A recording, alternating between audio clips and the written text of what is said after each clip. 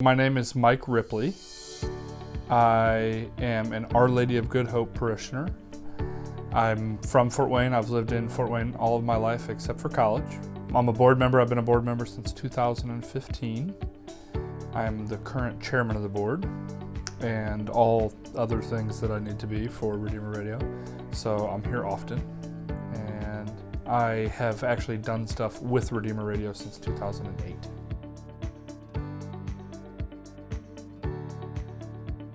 I started listening, truly listening in earnest. I think my wife and I had gotten married. We got married in 2009, and there were some struggles in our marriage, and I wasn't 100% sure where to turn. We went to a counselor. We were trying to work through things, but I needed more, just like more spiritual food, and thought, hey, Catholic radio should be a resource for that. So that was when I started dipping my toe in. Yeah, Redeemer Radio has been instrumental for me in having a consistent Catholic resource. It's one of those things, Redeemer Radio represents an opportunity for people to be Catholic. And I think it's missed so often that while it's a passive resource in the purest sense, we can't force anybody to check it out. It's always there, so it's pervasive, it's ever present, and there are times when I'm not going to be able to get to Mass for the rest of the week, right?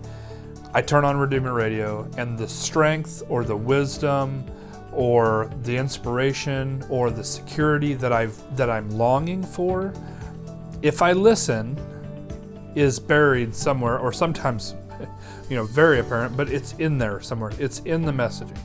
And it may be something that I don't want to hear.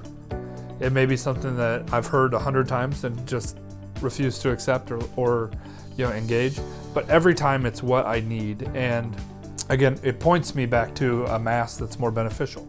It points me back to being more engaged in the rest of my Catholic faith. Redeemer is not a substitute for actually practicing your Catholic faith.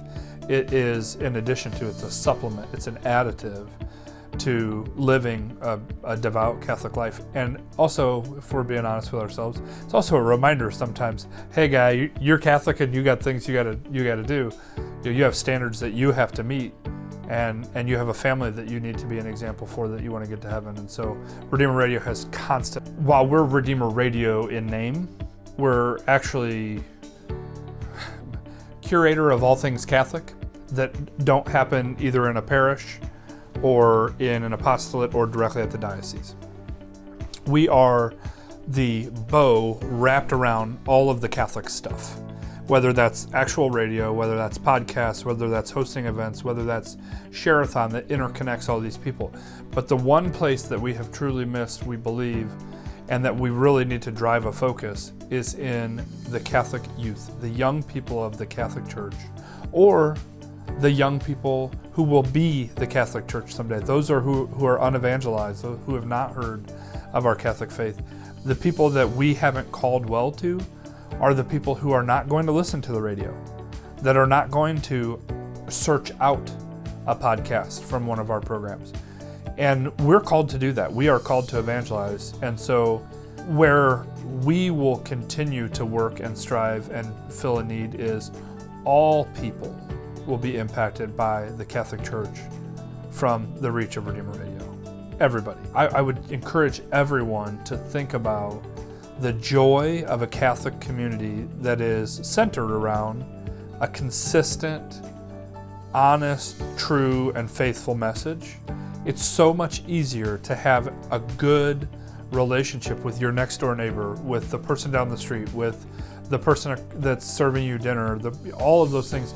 Those are all made better by sharing a faith, and Redeemer Radio is an absolute hub to provide that to all of us.